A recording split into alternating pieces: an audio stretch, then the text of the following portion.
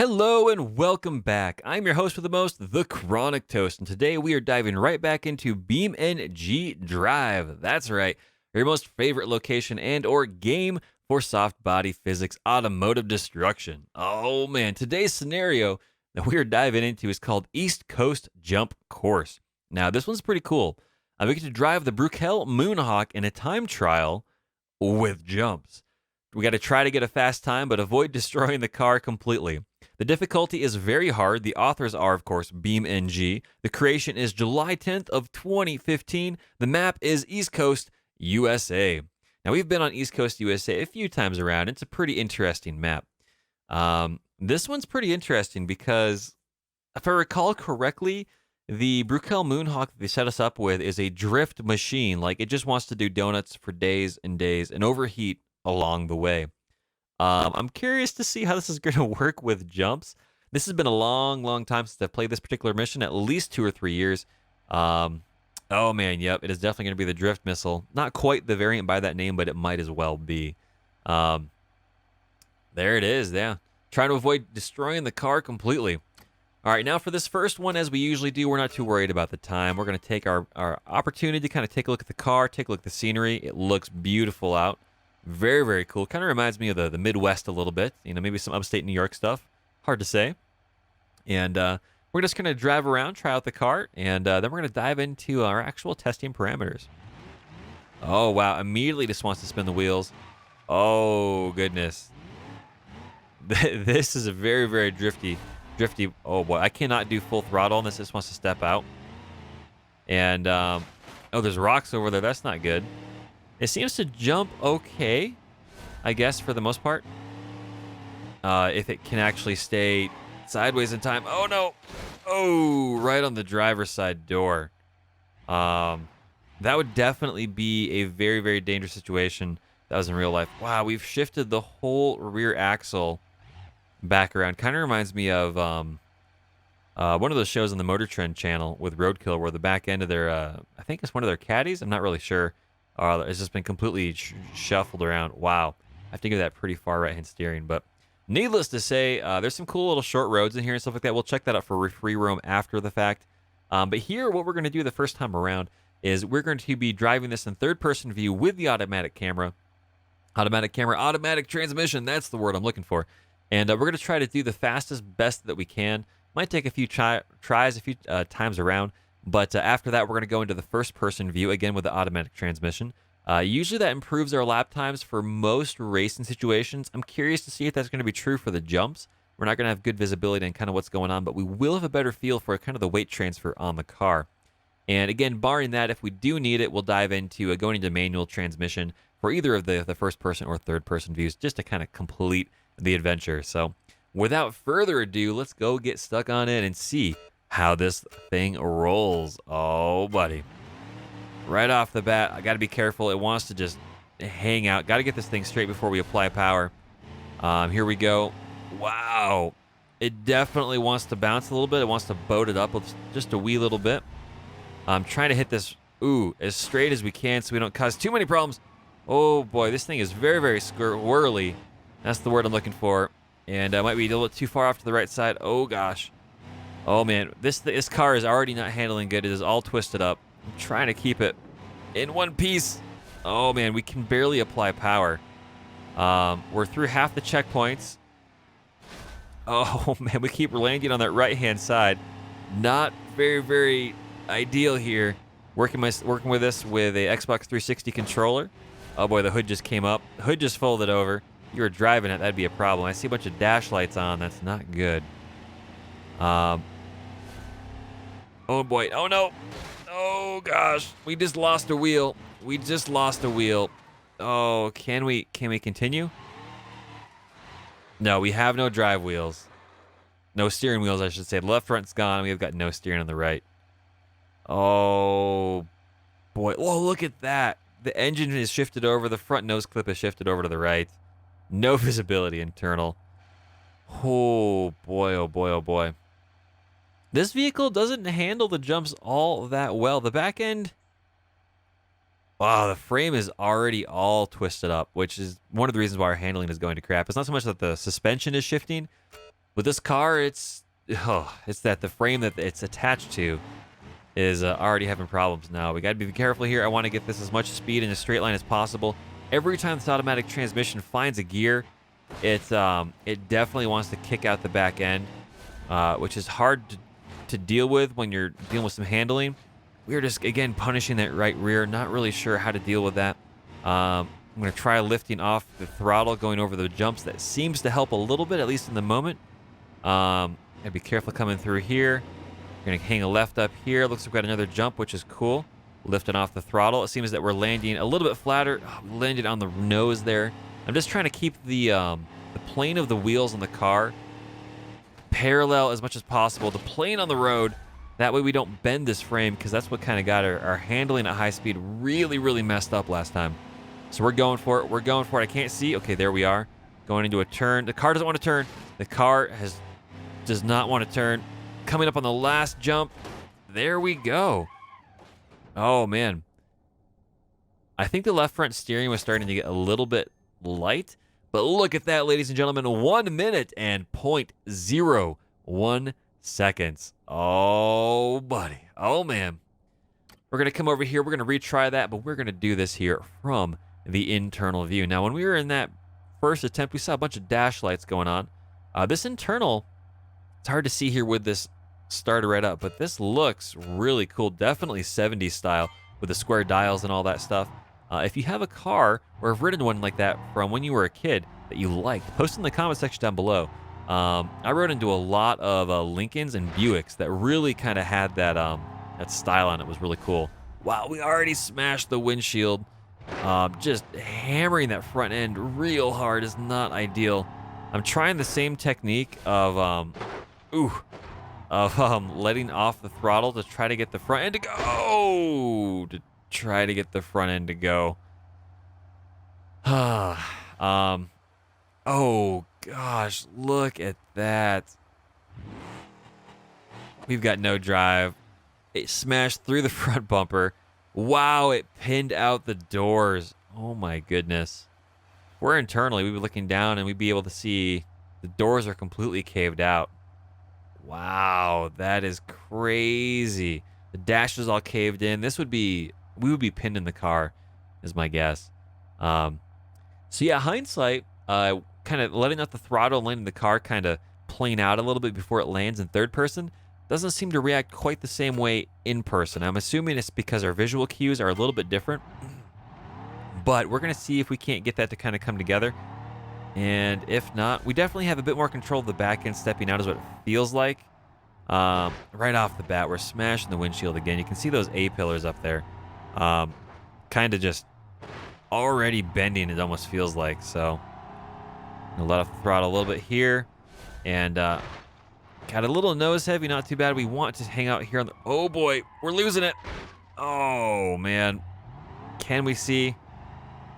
We really can't see. This is not going to work well unless the hood falls off. I'm driving by the white lines on the road. Oh, I thought there was a turn there, and I think there was, but the... Was there a turn there? Was I wrong with that? Looks like there was a turn there, but our track does not go that way, so... Golly gee whiz, that is crazy. So we got to be a bit more careful. We can't let the nose air out too much. We might try to have the nose come down first, see if that gives us a bit more of what we want. I was trying to hit the brakes a little bit to kind of tag that rear end. That worked a little better. As we get more speed, I'm wondering if the effectiveness is going to get... Oh, that worked a little too well. We did finally actually be able to make it around that corner, though, so that's definitely an improvement. Oh, all cattywampus. That is not going to be good for the car. It is immediately pulling to the left. Stuff is definitely broken on this. Not in a good way. That being said, there's probably some ways that it could be good if it was broken a certain way, which would be to get the car to kind of bend back in a meaningful manner that would allow us to, drive it the way that we would like, a little bit harder. Coming out of this on a corner is not ideal. There we go. The hood comes up. We got into the guardrail. We actually completed that just a little bit faster, which is surprisingly cool. 57.24 seconds.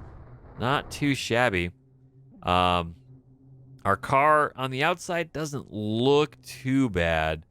The doors definitely seem to be bowed out a little bit on the passenger side. But beyond that, not too crazy. So with this, ladies and gentlemen, we're going to go back to the internal view with the realistic gearbox and see what we got here. I don't know if we have a rev limiter on this. My guess is no, so we are at risk of over-revving the engine if we're not careful. But we should have a little bit better throttle control, which is pretty cool. You can already see the hood is flexing up, or the motor is coming up through the hood due to the motor mounts. We're going to take it a little bit slower, a little bit more controlled over these jumps. And just trying... Oh, we already smashed it. I was trying to keep the windshield intact, but it looks like it's definitely not going to be happening. The car... Ooh. Trying to get it to recover through the stop sign or speed limit sign, whatever that was. There we go. Overneath the time counter. And this thing, once it wants to step sideways, just goes. It's absolutely crazy. Planed out pretty okay there. I don't think we're going to break that time of 57 seconds. We will see. We're going to come up here. We're going to hang a right, it looks like. And this is going to be the finish line is my guess. We just missed it. The car is immediately into the guardrail all over the place. 59.53. Definitely not quite as quick. We're going to give that one more try here from this view. We're a little bit more cognizant of kind of what we got going on. Immediately going to try to put this into second gear. Oh, man. Right off the bat. We're going to reset that. Apparently, just goosing it is not going to work. So once it gets revved up into second gear, you can shift it and keep doing all the speed things up there.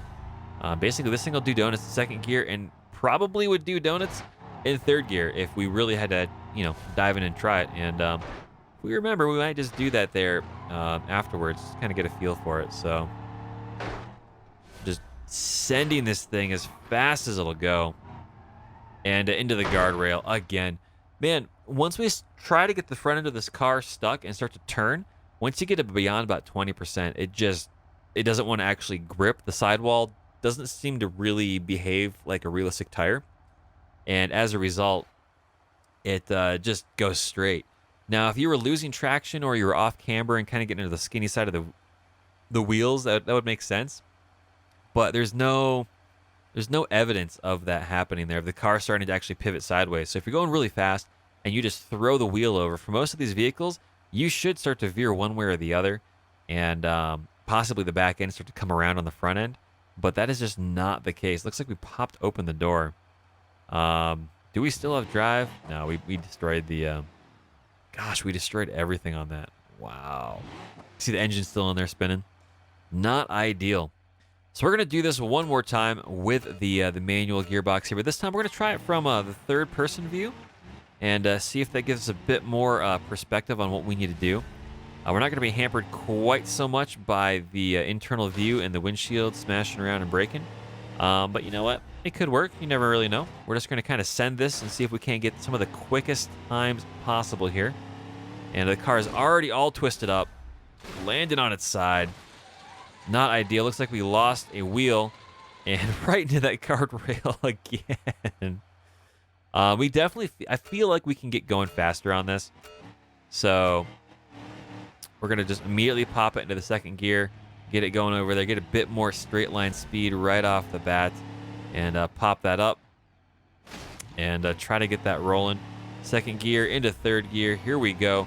The car's immediately, the frame just seems to really want to bend and twist on us, and the components are not super great as well. Like, again, we're rolling really hard on those wheels, and that puts a lot of pressure over there on those steering knuckles and those suspension components and bushings because they're not meant to take loads quite from that angle. And as a result, we've lost tires and all sorts of stuff up there too. We're going to keep going as fast as we can, see if we can't get this to work out. Looks like we got another jump up here just a little bit, trying to get straight on there. We are straight. We got some trees coming. Ooh, we kept out of the trees. Got real lucky there. The question is, can we keep the hammer and power down? Can we come up here and kind of come up here on this? I'm kind of skirting this side. I don't care if we overjump it. Oh, man. We did go sideways. Pull the e-brake up. There we go, going into the backside there. And it looks like our fastest time is going to be in first person with the automatic transmission. And so with that, ladies and gentlemen, my guess is going to be that is going to be the appropriate way to deal with this on this particular scenario. Go into that first person view, you can kind of feel how much the back end is going to kick out, but leave it in the automatic transmission, and just be aware that you know, you're not going to get quite the right gear selection that you always want going over those jumps. But you are going to have a better sense of being able to plant that front end, let off the throttle, kind of let the transmission kind of go through and slow that rear end down going through those gears, so you can avoid going into the end of those guardrails, which we did at least 3 or 4 times. Taking a look at our car here, it is a little bit beat up. Definitely things are twisted up. The left side over here seems like it's a little bit high. The whole frame of the car and the vehicle seems to be completely twisted down, which is not ideal. Oh man, the front is definitely not too bad. You can see the suspension on the front starting to cave in just a little bit there. Judging by where everything it's at, it's probably due to the suspension struts and mounts and stuff like that. If this has that, that might actually be leaf springs up there. It's hard to say. It's gonna be a problem. But this car still does drive. It does pull a little bit. See, the engine mounts have been shifted up. The body is shifted down. The right rear is kind of cattywampus there, so not super ideal. We're going to switch this over here to the arcade gearbox. Kind of do some donuts here. This thing will do donuts. Wow. This will do real good donuts. Actually, we're going to go back to... Let's see, we're going to do some donuts here. We're going to try to get this to do donuts in second gear. It'll definitely do it. It'll definitely do it. It just takes a little bit. You got to basically slam first gear to the max before you can actually get that to roll. But this is a pretty cool portion of the map. I remember on some other scenarios that we will be seeing here in the future, you come racing down through here doing some police chase stuff, and if you're not careful, you come careening off that side to the bottom there, which is not super good. This car is all just wrecked to pieces, man. The hood's coming up. The hood just failed. Oh, man. And but this is a beautiful, beautiful map. It takes a little bit more resources if you're on a lower-end PC simply because of all the trees. But if you do go in and turn off a lot of the, the texture detail as well as the shadows, it will load in and spawn in quite a bit better for you than usually expected. I've been pretty happy with the results from that, and it's worked out well. So we're just cruising along at 90 miles an hour in a car that's completely borked, completely sideways. But yeah, I really, really love this. There's really good cruising roads. You've got some fantastic old iron truss style bridges, which is really cool. There's a really nifty town in here, up here somewhere. We might get a chance to see it. Not really sure. There's some fantastic off-road opportunities here. We're talking light-duty off-road, which is kind of like your 2 tracks, your 3 tracks.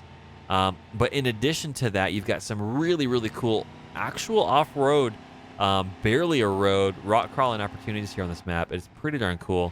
I've had a lot of fun with the Gavril D15 with different loadouts from stock to fully kitted out.